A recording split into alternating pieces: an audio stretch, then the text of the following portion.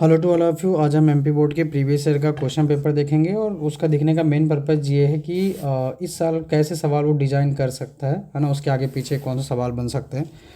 तो जो आपका पहला क्वेश्चन है वो है कि the electric dipole moment per unit volume of substance is called. तो इसका सही जवाब होगा पोलराइजेशन। अब सवाल है कि इस बार पोलराइजेशन आ गया है, तो अगली बार के लिए हमें क्या पढ़ के जाना चाहिए। तो आपको पोलर पढ़ के जाओ, पोलर क्या होते हैं, नॉन पोलर क्या होते हैं, ठीक है। आपको पोलर नॉन पोलर पता होना चाहिए। साथ में आप electrical susceptibility, electric dipole moment से ऑप्शन पूछ सकता है। 2QL पी इक्वल होता है 2QL, किधर से किधर डायरेक्टेड होते हैं, निगेटिव टू पॉजिटिव डायरेक्टेड होते हैं। नेट चार्ज कितना होता है, नेट चार्ज जीरो होता है। इलेक्ट्रिक फ्लक्स कैसी क्वांटिटी है, कि स्केलर क्वांटिटी है। इलेक्ट्रिक फील्ड कैसी क्वांटिटी है, वेक्टर क्वांटिटी है। किसी कंडक्टर के अंदर इलेक्ट्रिक फील्ड कितना होता है, जीरो होता है, ठीक है। इतने सारे सवाल बेसिकली वो डिज़ाइन कर सकता है। तो आपको इस टाइप के क्वेश्चन पढ़ के जाने हैं। चलिए अगले वाले सवाल की ओर चलते हैं। अगला वाला कह रहा है कि the specific resistance of wire depend on the which of the following factor. जो रेजिस्टेंस ऑफ वायर होता है वो किस पे डिपेंड करता है। तो इसका सही जवाब होगा पहला, मटेरियल ऑफ वायर। इसमें बच्चा गलती कर जाता है। वो मतलब रो इक्वल जो फार्मूला होता है, रो इक्वल होता है RA/L, और वो उससे डायरेक्टली इन्वर्सली कॉन्सेप्ट में इतना इंक्लूड हो जाता है कि उसे लगता है कि डायरेक्टली इन्वर्सली पे जवाब देंगे, पर ऐसा होता नहीं। तार का जो रेजिस्टेंस होता है वह मटेरियल ऑफ वायर पे डिपेंड होता है। और अब अगली बार अगर आपसे सवाल पूछ लेता है तो आप हैरान मत होइएगा, मैं आपको पॉसिबल चीज़ें बता सकता हूँ कि वो अगली बार क्या डिज़ाइन कर सकता है।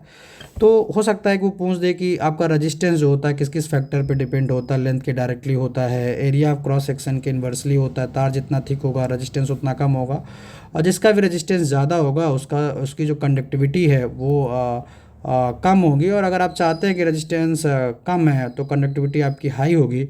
एक सुपर कंडक्टर में रेजिस्टेंस आपका जीरो होना चाहिए, ठीक है, ये पता होना चाहिए। दूसरा जो इंसुलेटर होते हैं उनका रेजिस्टेंस जो होता है वो हाई होता है। आपके जो इंसुलेटर होते हैं उनका जो रेजिस्टेंस होगा क्या होगा, हाई होगा। कंडक्टर का थोड़ा मतलब कम होता है, और सेमी कंडक्टर का कंडक्टर थोड़ा ज़्यादा होता है।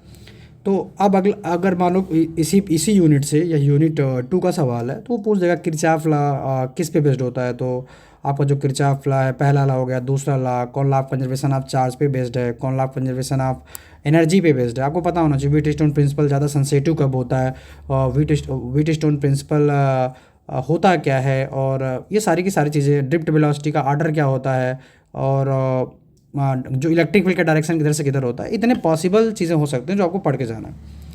अगला जो आपका सवाल है कि who discovered the magnetic effect of current. तो आपका इसका आंसर पता होगा, इसका आंसर होगा ऑरस्टेड, है ना। मैग्नेटिक इफेक्ट ऑफ करंट ऑरस्टेड ने डिस्कवर्ड किया था। अब इसी में ऑप्शन आप देखिए, जैसे एम्पियर दिया गया, तो एम्पियर आपको पता है रेजिस्टेंस के साई यूनिट है। लॉरेंज से बेस्ड सवाल डिजाइन कर सकता है, क्योंकि यह इक्वल होता है QV/B sin थीटा।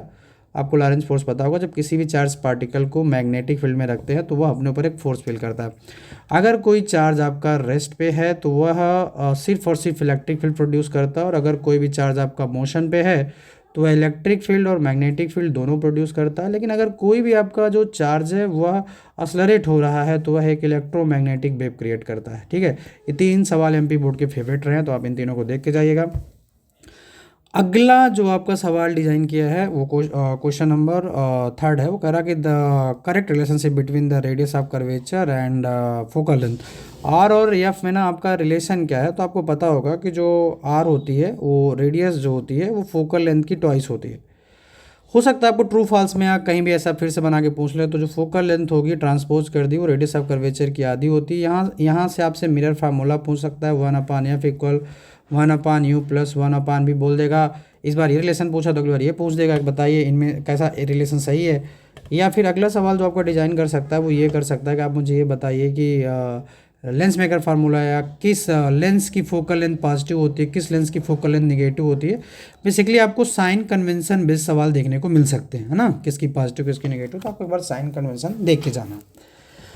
अगला जो आपका सवाल डिज़ाइन कर रहा है वो कह रहा है कि हीलियम और आपका जो हाइड्रोजन है वह किसके एग्जाम्पल हैं, है ना। तो हीलियम और हाइड्रोजन जो आपके हैं वो किसके एग्जाम्पल हैं, तो आपको पढ़ के ज़रूर जाना। जैसे हीलियम और हाइड्रोजन जो आपके एग्जाम्पल हैं वह आइसोबार के हैं, आपको पता होना चाहिए आइसोबार क्या होते हैं। तो भार मतलब समझ लेना वजन, है ना। तो हाइड्रोजन और हीलियम आप देखिए नीचे एटॉमिक नंबर लिखा होता है और ऊपर जो होता है वो एटॉमिक मास लिखा होता है। जैसे लिखा हुआ है 1 S3 और लिखा हुआ है 2He⁻³ तो ये जो आपका सवाल डिज़ाइन किया गया मतलब आइसोबार से डिज़ाइन किया गया। अगली बार हो सकता है आपसे आइसोटोप्स की एग्जांपल पूछ ले या आप आइसोटोन पूछ ले। और मुझे पर्सनली लगता है कि अभी तक जब तक एनसीईआरटी नहीं थी, एमपी बोर्ड की अपनी बोर्ड की किताबें होती तो रेडियो एक्टिव पे सवाल बनते थे। और अभी तक जब से एनसीईआरटी लगी है तो एमपी बोर्ड ने रेडियो एक्टिविटी कॉन्सेप्ट को छुआ नहीं है ना। तो रेडियो एक्टिविटी बेस्ड सवाल पूछ सकते हैं आपसे, अल्फ़ा बीटा गामा पूछ सकता है, किसकी स्पीड, किसका मास, किसका पेनिट्रेटिंग पावर और आना मतलब कौन से कोई भी पावर आपसे सवाल पूछ सकता है और आपको पता होना चाहिए। फिर अगला सवाल जो डिज़ाइन किया है वो डिज़ाइन किया है कि डिप्लेशन लेयर है पीएन जंक्शन डायोड। तो आपको पता होगा वहाँ पे किसी वजह से बनता है तो इमोबाइल आयन होगा। लेकिन इससे हो सकता है इस बार आपसे थिकनेस पूछ दे कि पीएन जंक्शन डायोड की थिकनेस कितनी होती है, 10⁻⁻6 होती है ना। तो फिर आपसे पूछ दे कि डिप्लेशन लेयर क्या होती है, डिप्लेशन लेयर होती ही क्या है। तो जहाँ पे पी और एन मिलेंगे, जहाँ पे पोटेंशियल बैरियर क्या होता है, फॉरवर्ड वाइज क्या होता है, रिवर्स वाइज क्या होता है। फॉरवर्ड वाइज में करंट ज़्यादा होता है, रिवर्स वाइज में करंट कम होता है। फॉरवर्ड वाइज जो आपका होगा उसमें रेजिस्टेंस कम होगा। तो ये सारी चीज़ें आपको इनके इर्द गिर्द देखनी है। मुझे ऐसा लगता है कि इस बार रेक्टिफिकेशन पूछ सकता है सीधे कि एसी का डीसी में कन्वर्जन क्या कहलाएगा, या किस रेक्टिफायर में पूरा करंट बदल जाता है और किस में नहीं बदलता। तो आपको इस माइंडसेट से पढ़ना है ना। एक क्वेश्चन आगे और एक क्वेश्चन पीछे, अगली बार क्या डिज़ाइन किया गया था और इस बार क्या आ सकता है। ठीक है, अब अगले सवाल की ओर चलते हैं। और उसमें जो अगला है कि वो बोल रहा है कि फिल द ब्लैंक्स हैं और टोटल देखने हैं कि किधर से क्या मतलब पूछ रहा है। तो पहला सवाल है कि अगर आप इलेक्ट्रिक फील्ड की डायरेक्शन में चलते हैं, potential are moving along the direction of electric field, तो पोटेंशियल घटता है। आप अगर ऐसे चल रहे हैं तो आपका पोटेंशियल क्या होगा, घटेगा। फिर इलेक्ट्रिक फील्ड का डायरेक्शन किधर से किधर होता है, तो आपको ही पता होगा ड्रिफ्ट वेलोसिटी और इलेक्ट्रिक फील्ड इन दोनों के डायरेक्शन, अगर इलेक्ट्रिक फील्ड इधर काम करे ड्रिफ्ट वेलोसिटी इधर काम करेगी, डायरेक्शन इधर होगा। और दूसरा आपको ये भी पता होगा किसी कंडक्टर के इनसाइड इलेक्ट्रिक फील्ड जीरो होता है, इलेक्ट्रोस्टैटिक सेल्डिंग में भी इलेक्ट्रिक फील्ड जीरो होता है। और पोटेंशियल एक स्केलर क्वांटिटी है, अर्थ का पोटेंशियल जीरो होता है। पोटेंशियल दो टाइप्स के होते हैं, पॉजिटिव पोटेंशियल, नेगेटिव पोटेंशियल, है ना। पोटेंशियल के साथ यूनिट वोल्ट होती है। इलेक्ट्रिक फील्ड और पोटेंशियल में रिलेशन जो होता है -dV/dr होता है। ठीक है, इतने सारी चीज़ें ड्यू टू पॉइंट चार्ज जो आपका पोटेंशियल होगा Q/R होगा। को एक्जियल पोजीशन पे आपका पोटेंशियल जीरो होता है, एक्जियल पोजीशन पे आपका जो पोटेंशियल होता है वो होता है K/Q/R²। ठीक है, अगला जो सवाल डिज़ाइन किया गया बोला कि the substance which have negative magnetic tendency are called, जिनकी मैग्नेटिक टेंडेंसी नेगेटिव होती है उन्हें हम क्या बोलते हैं, उन्हें हम डायमैग्नेटिक सब्सटेंस बोलते हैं। क्या बोलते हैं, डायमैग्नेटिक सब्सटेंस। डायमैग्नेटिक सब्सटेंस में कौन कौन आएगा, वाटर आएगा, गोल्ड आएगा, ये आपके डाई हो गए। तो आप थोड़ा ना और पॉसिबल सवाल क्या बन सकते हैं, तो आप थोड़ा देख लीजिए। पैरा, डाई, फेरो। पैरा क्या है, जो पैरामैग्नेटिक सब्सटेंस वो हैं जिनका मैग्नेटिक जो अट्रैक्शन है वो थोड़ा स्ट्रांग हो। ठीक है, डाई का बिल्कुल वीक हो। और फेरो जो है ना, फेरो मैग्नेटिक सब्सटेंस ये सबसे स्ट्रांग होंगे। मतलब ये डाई सबसे कम होगा, थोड़ा ज़्यादा इससे होगा, और सबसे स्ट्रांग जो मैग्नेटिज्म होगा फेरो में होगा। ठीक है, ये ज़रूर याद रखना। तो सबके एग्जांपल और मैग्नेटिक ससेप्टिबिलिटी किसकी कितनी होती है, किसकी पॉजिटिव होती है, किसकी नेगेटिव होती है, किसकी जीरो होती है, इस टाइप के पैटर्न को जरूर फॉलो करके पढ़ के जाइएगा। फिर अगला सवाल जो है कि variable electric field produce dot dot current. तो जो वेरिएबल इलेक्ट्रिक फील्ड है वो एक डिस्प्लेसमेंट करंट प्रोड्यूस करता है। कैसा करंट प्रोड्यूस करेगा, डिस्प्लेसमेंट करंट प्रोड्यूस करेगा। अब इसमें क्या क्या पढ़ के जाना है सर, इस बार तो डिस्प्लेसमेंट करंट पूछ लिया, तो आपसे पूछ सकता है कि मैक्सवेल इक्वेशन 4 है, कितने हैं, मैक्सवेल इक्वेशन 1 वर्ड में सवाल बना देगा। तो आपको सारे के सारे मैक्सवेल इक्वेशन पता होने चाहिए। अगला जो सवाल डिज़ाइन किया है वो ये किया है कि ऑप्टिकल इंस्ट्रूमेंट है कि in reflective telescope concave mirror is used as an M. तो रिफ्लेक्टिंग टेलीस्कोप में जो हमारा कॉन्केव मिरर है वो ऑब्जेक्टिव लेंस की तरह बिहेव यूज किया जाता है। एक ऑब्जेक्टिव होता है, एक आई पीस होता है। जो ऑब्जेक्ट के पास होगा ऑब्जेक्टिव कहलाएगा, जो आंखों के पास होगा वो आई पीस कहलाएगा। आपको इसमें जितने डिवाइस हैं उन सब का मैग्नीफाइंग पावर का फार्मूला क्या होता है और डिफरेंसेस आपको पता होने चाहिए। अगला जो सवाल है वो है कि the energy band above the balance band. तो आपको पता होगा कि नीचे आपका the energy band above the balance band is called a conduction band. तो बैलेंस बैंड होता है, ठीक है, ये बैलेंस बैंड होता है, ये कंडक्शन बैंड होता है, और बीच में होता है फॉरबिडन एनर्जी गैप। अभी नहीं कहीं पढ़ के रुक जाइए, आपको पता होना चाहिए सेमी कंडक्टर का फॉरबिडन एनर्जी गैप कितना होता है, कंडक्टर का फॉरबिडन एनर्जी गैप कितना होता है, इंसुलेटर का फॉरबिडन एनर्जी गैप कितना होता है। इसी में सेमी कंडक्टर में आपको सिलिकॉन और जर्मेनियम दोनों का आपको फॉरबिडन एनर्जी गैप पता होना चाहिए, इससे choose the correct option design हो सकता है, ठीक है। चलिए अगला जो आपका सवाल डिज़ाइन हो रहा है वो अगला कह रहा है कि जो पी टाइप सेमी कंडक्टर होते हैं, the condensation of dot data is more then condensation of electron. तो आप देखिएगा, आप एक पी टाइप सेमी कंडक्टर और एन टाइप सेमी कंडक्टर, इन दोनों में आपको डिफरेंसेस पता होना चाहिए, ठीक है। जैसे आपका पी टाइप सेमी कंडक्टर है तो आप ट्राई वैलेंट इम्प्योरिटीज़ मिलाएंगे तो आपका पी टाइप सेमी कंडक्टर बनेगा। आप पेंटा वैलेंट इम्प्योरिटीज़ को इंट्रोड्यूस करेंगे तो आपका एन टाइप सेमी कंडक्टर बनेगा। पी टाइप में जो होल्स होंगे वो मेजॉरिटी में होंगे, एन टाइप्स में आपके जो इलेक्ट्रॉन्स होंगे वो मेजॉरिटी में होंगे।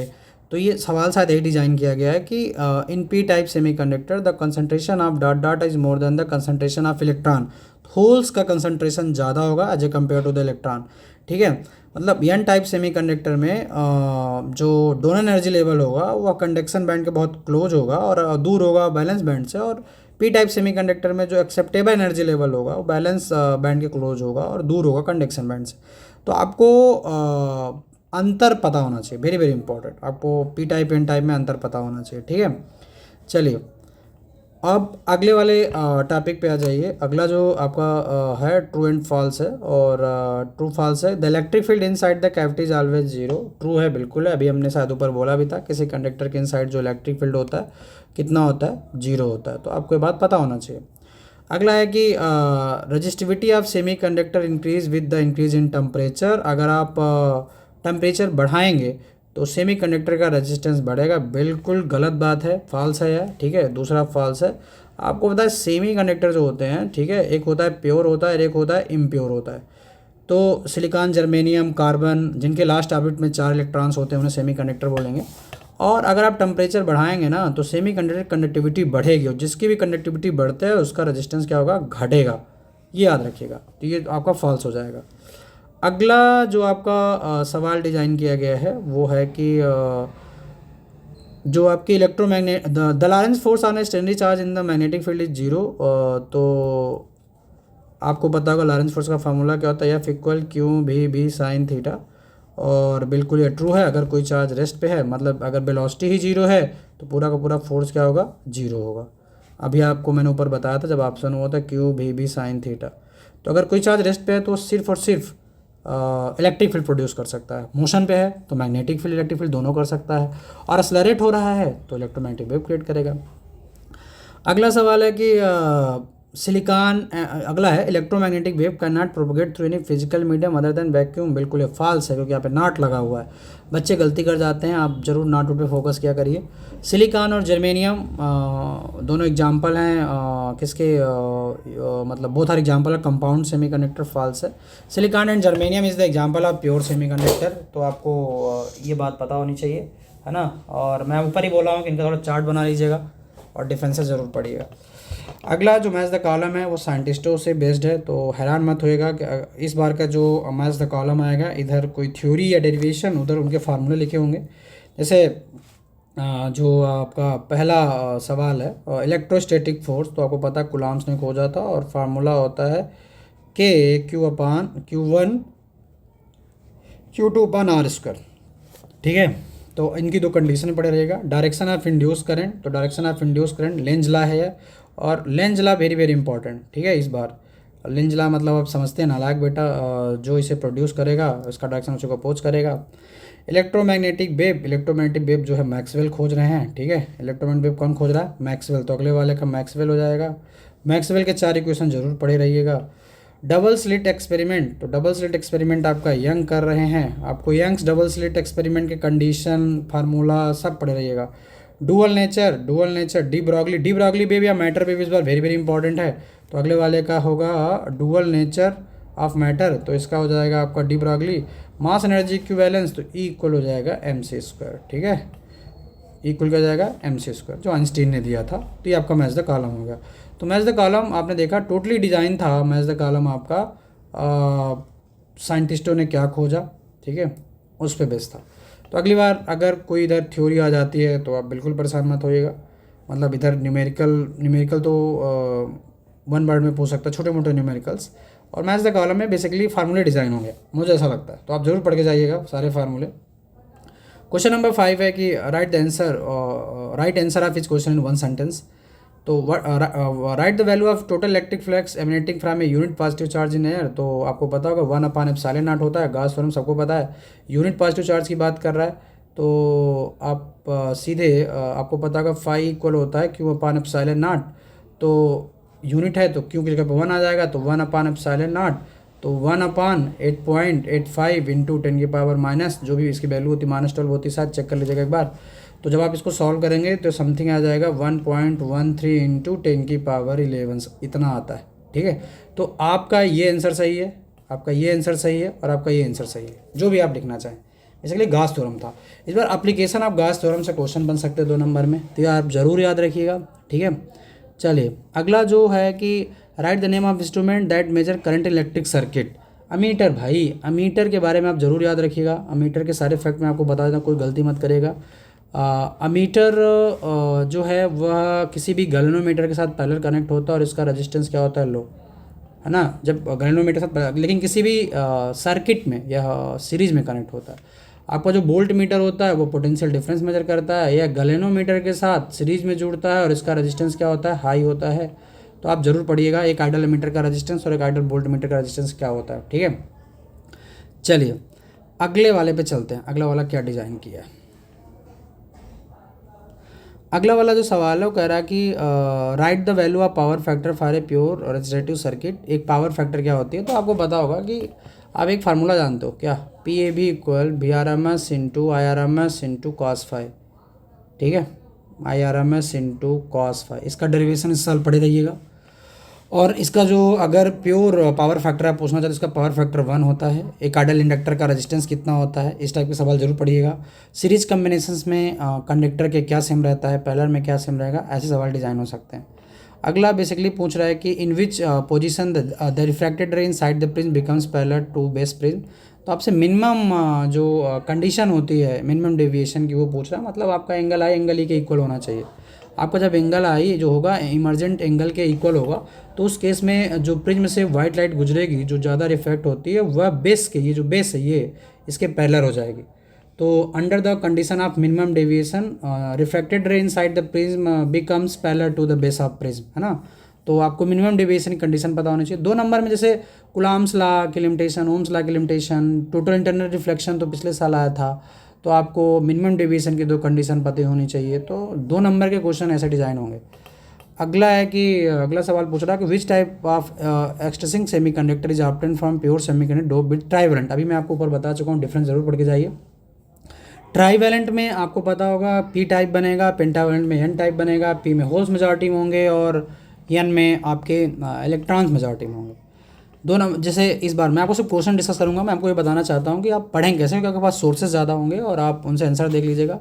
अगला जो क्वेश्चन नंबर आपका 6 है वह कह रहा है कि इलेक्ट्रिक फील्ड लाइन की 2 प्रॉपर्टीज़ लिखिए। इलेक्ट्रिक फील्ड लाइन फैराडे ने डिस्कवर किया था, पॉजिटिव शुरू होती है, नेगेटिव पे ख़त्म होती हैं, कभी एक दूसरे को इंटरसेक्ट नहीं करती, अगर करेंगे तो दो डायरेक्शन हो जो पॉसिबल नहीं है। और अगला आपको फैक्टर याद होना चाहिए जहाँ इलेक्ट्रिक फील्ड लाइन किसी कंडक्टर के इनसाइड से नहीं जाती हैं, है ना। और जो हमारी इलेक्ट्रिक फील्ड लाइन होती है किसी कंडक्टर के सरफेस पे नॉर्मल होती हैं। तो आपको कई सारे फैक्टर, तो आप इस बार देखिए इक्यू पोटेंशियल सरफेस और इलेक्ट्रिक फील्ड लाइन दोनों पूछ लिया। तो अब आपसे अगर 2 नंबर के सवाल पॉसिबल क्या डिजाइन हो सकते हैं, यूनिट 1 और यूनिट 2 को मिला के पॉसिबल जो सवाल हैं वो क्या डिजाइन हो सकते हैं। तो आप ज़रूर पढ़ के जाइए इस बार। कैपेसिटेंस क्या है, कैपेसिटेंस के सारे factor C equal Q/V, capacitance पूछ सकता है फैक्टर, है ना। दूसरा 2 नंबर में आपके इलेक्ट्रिक डाइपोल मूवमेंट या इलेक्ट्रिक फ्लक्स देखने को मिल सकता है। चार्ज की बेसिक प्रॉपर्टीज़ आपको पढ़ के ही जानी है, चार्ज की बेसिक प्रॉपर्टीज़ पूछ सकता है। मैं 2 नंबर की बात कर रहा हूँ, किसी बॉडी में चार्ज प्रेजेंट है या नहीं प्रेजेंट है, आपका गोल्ड इलेक्ट्रोस्कोप पता लगाएगा। तो आपको बेसिकली पता लगाना है कि 2 नंबर में अगली बार क्या पढ़ के जाए, जैसे आपसे polarization, electric susceptibility, polar non polar और मतलब कि एक जेल को एक जेल में कुछ स्पेसिफिक वे पे ज़्यादा रिलेशन, या मतलब 2 नंबर में आपको जैसे ओम्स लॉ की लिमिटेशन यूनिट 2 में, किरचॉफ लॉ भी पूछ सकता है, क्योंकि यूनिट 1 और यूनिट 2 दोनों कंबाइंड ब्लूप्रिंट है, तो आपको पता होगा। तो आप इस टाइप के सवाल को जरूर पढ़ के जाइए, ठीक है। जो इतना मैं बता रहा हूँ पढ़ के जरूर जाना, बता रहा हूँ अभी से। अगला है कि अगला सवाल आया कि सेल्फ इंडक्शन और म्यूचुअल इंडक्शन में क्या डिफरेंसेस होते हैं। तो आप जैसे इलेक्ट्रिक फील्ड लाइन में आप डायग्राम, जैसे इस वाले क्वेश्चन में, दोनों में क्वेश्चन नंबर 6 जो आया था, आपको डायग्राम जरूर मेंशन बनाना है। अब डायग्राम बनाने से आपका आंसर राइटिंग का जो इम्पैक्ट पड़ता है ना सामने वाले के दिमाग में, तो वो आपको नंबर बिल्कुल पूरे नंबर मिलते हैं। तो आप देखिएगा सेल्फ इंडक्शन में आपको पता है कि एक कॉइल यूज होती है, म्यूचुअल में 2 होती है, इसमें मेन करंट अफेक्ट होता है, इसमें मेन करंट अफेक्ट नहीं होता। तो आपको ये 2 अंतर हो गए, है ना। डिफरेंस जरूर पढ़ के जाइएगा। और स्टेप डाउन स्टेप अप में आपको पता होगा, डाउन का मतलब क्या हो गया कि वोल्टेज डाउन करेगा, अप का मतलब करंट अप करेगा, और जो वोल्टेज डाउन करेगा करंट बढ़ाएगा। तो आप अंतर जरूर पढ़ के जाइए। अगला जो सवाल बेसिकली डिज़ाइन है वो है कि एम्पियर सर्कुलर लॉ क्या होता है। तो आपको पता होगा integration B D L equal mu naught I, integration B dot D L equal mu naught I. Mu naught permeability है, आई करंट है, बी मैग्नेटिक फील्ड है, डी एल आपको पता ही है। तो इस बार आपने इसके एप्लीकेशन पढ़ के जाओ, क्योंकि ये पिछली बार पूछ चुका है, तो आपको बिल्कुल नहीं पढ़ना। आप इसके एप्लीकेशन पढ़ के जाओ। और इसके एप्लीकेशन में कितने टॉपिक हैं? 2 टॉपिक हैं। किसी भी स्ट्रेट लाइन पे मैग्नेटिक फील्ड निकालो, किसी भी सोलेनॉइड पे मैग्नेटिक फील्ड भी निकालना। सोलेनॉइड पे मैग्नेटिक फील्ड का फार्मूला क्या होता है? म्यू नॉट एन आई होता है। फिर सोलेनॉइड में जो आउटसाइड मैग्नेटिक फील्ड कितना होता है? 0 होता है। ये आपको पता होना चाहिए। तो इसके एम्पियर सर्कुलर लॉ के एप्लीकेशन पता होना चाहिए। अगला है कि आपको right the statement of mathematical form of Gauss law. तो अमूमन आप सवाल है कि हम इसको अटेम्प्ट करें, इसको अटेम्प्ट करें, जो बने बढ़िया उसको करो। लेकिन इसमें आपको एक स्टेटमेंट लिख के सिर्फ इतना लिख देना था कि integration B dot D L equal 0, है ना। ये आंसर होगा। तो मैं होता तो मैं ऊपर वाला अटेम्प्ट करता, ठीक है। क्वेश्चन नंबर 9 कह रहा है कि which wave are also called heat wave. देखिएगा सवाल कितना डिजाइन कर रहा है। कौन सी वेव हीट वेव कहलाते हैं? In which effect do this wave play an important role in the maintaining the average temperature on the earth. फिर अगला सवाल है write the name of use of highest frequency electromagnetic wave. तो आपको गाड़ी XUV इन माई range, एक क्रम याद कर लीजिए, पूरी वेव याद कर लीजिए, किसकी फ्रीक्वेंसी ज़्यादा होती है, किसकी फ्रीक्वेंसी कम होती है। देखिए सबसे अधिक आवृत्ति वाली, तो अगली बार अगर ये पूछ देगा कि जो सबसे हाईएस्ट वेवलेंथ वाली वेव रेडियो वेव होती है उसके यूज बता दो, तो आप हैरान बिल्कुल मत होइएगा। क्वेश्चन नंबर 10 जो आपसे पूछ रहा है कि आप एक in the lower half of the reflecting surface of concave mirror is covered with the cube material. What will be it have on the image formed by the mirror of an object placed in the front of mirror। ठीक है, mirror से related सवाल पूछ रहा है। फिर इसके आगे पूछा है मतलब कि if a ray light enter optically from an optical rare medium to an optical denser medium, what will be the effect on the velocity and the frequency of the light wave. तो आप जैसे इसमें सवाल पूछा है कि अगर आप किसी मिरर का आधा ढक दीजिए रिफ्लेक्टिंग सरफेस को, ठीक है, तो इमेज पे क्या फ़र्क पड़ेगा? तो इमेज मिरर के आधे हिस्से पे ही बनेगी ना। मतलब अगर मिरर पे आप ढक रहे हैं तो इमेज, फिर इसके आर में ये पूछ रहा है कि अगर कोई भी रे लाइट इंटर कर रही है तो आप बस इतना याद रख लो, उसकी जो कोई भी लाइट रे जब एक मीडियम से दूसरे मीडियम में इंटर कर रही है तो उसकी जो फ्रीक्वेंसी पे कोई फ़र्क नहीं पड़ता, बाकी सब बदल जाते हैं, स्पीड, इंटेंसिटी, है ना। फिर ये देखिए अगला सवाल पूछा कि अब सवाल ये कि इनसे अब क्या बन सकता है। आप देख रहे हैं तो आप ये देखिएगा, ये रिफ्रैक्शन बेस्ड सवाल है, ये रिफ्लेक्शन बेस्ड सवाल है। तो अगली बार वो आपसे बिल्कुल पूछ सकता है कि ऑप्टिकल फाइबर क्या है, या Fico/R/2 का रिलेशन इस्टेब्लिश करिए, मिनिमम डेविएशन कंडीशन क्या होती है, या कोई ऑप्टिकल इंस्ट्रूमेंट के कॉन्सेप्चुअल वे पे सवाल पूछ सकता है। फिर अल्फा पार्टिकल जो स्कैटरिंग एक्सपेरिमेंट है उसके 2 कंक्लूजन पूछ रहा है, रदरफोर्ड टाइमिंग मॉडल से पूछ रहा। तो अगली बार वो नील्स बोहर पूछ देगा आपसे। क्या पूछ देगा? नील्स बोहर बेस्ड सवाल पूछ देगा, ठीक है। नील्स बोहर बेस्ड सवाल ना पूछ के आपसे कुछ और पूछ सकता है, जैसे कि रेडियो एक्टिविटी क्या है, बाइंडिंग एनर्जी क्या है। नीचे पूछ रहा है न्यूक्लियर फोर्स क्या है, ठीक है। तो न्यूक्लियर फोर्स इस बार ना पूछ करके आपसे आइसोटोन्स, आइसोबार्स, इस टाइप के सवाल आपसे पूछ सकता है, ठीक है, कि ये क्या होते हैं। तो ये पढ़ के जरूर जाइए। जो निकल रहा है कि आगे पीछे देखिए ना कि बुक में ये हेडिंग आई है, तो अगली बार कौन सी हेडिंग आ सकती है, ठीक है, क्योंकि टाइम कम बचा। तो अब जैसे अगला सवाल है कि पीएन जंक्शन डायोड का सिर्फ डायग्राम, तो पीएन जंक्शन डायोड का फॉरवर्ड वाइस का डायग्राम पूछ रहा है, तो अगली बार वो रिवर्स वाइस का पूछ सकता है, ठीक है, वो थोड़ा अब आप देखिएगा कि अगला जो सवाल है हाफ वेव रेक्टिफायर पूछ रहा है, हाफ वेव रेक्टिफायर का सिर्फ डायग्राम पूछ रहा है। आप बिल्कुल फॉरवर्ड, और ये 4 नंबर में पूछ देगा अगली बार। आप हाफ वेव, अगली बार फुल वेव रेक्टिफायर जरूर पढ़ के जाए। फुल वेव रेक्टिफायर सबको पता होना चाहिए, और डिफरेंस, इस चैप्टर का डिफरेंस और फुल वेव रेक्टिफायर।